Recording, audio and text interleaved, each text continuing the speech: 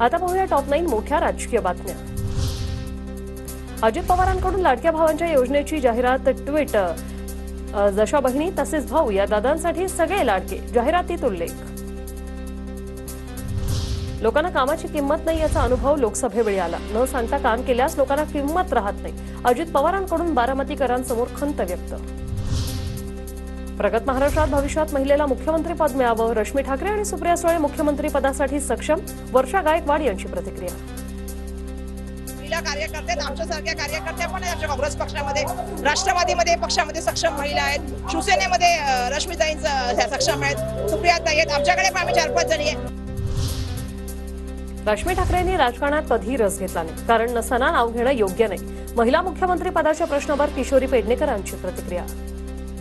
मी ठाकरेंनी कधीही राजकारणात इंटरेस्ट घेतलेले नाही, ते त्यांच्या पतीच्या सोबत असतात, याचा अर्थ ते राजकारणात आहे असं होत नाही। नाना पटोलेंसोबत असलेल्या अंतर्गत वादातूनच वर्षा गायकवाडांचं विधान, संजय शिरसाटांचा टोला।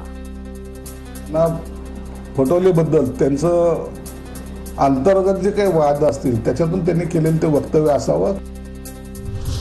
महाराष्ट्रात मवियाचे 11 मुख्यमंत्री फिरत आहेत, मात्र शरद पवारांनी सुप्रिया सुळेंना मुख्यमंत्री करण्याची योजना तयार केली, चंद्रशेखर बावनकुळेंचा दावा।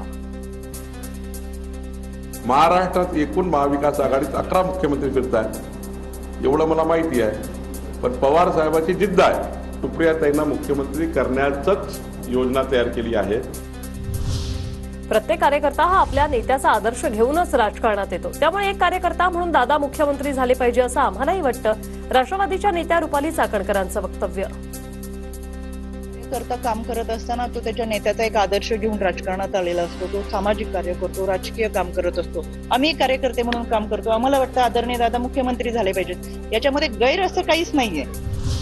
पुढचे बारामती विधानसभा मतदारसंघात पवार कुटुंबातील उमेदवार नको, जागा काँग्रेसला मिळावी, स्थानिक पदाधिकाऱ्यांचं काँग्रेसच्या वरिष्ठांना पत्र, खासदार सुप्रिया सुळे यांच्या विकासावरही प्रश्न उपस्थित।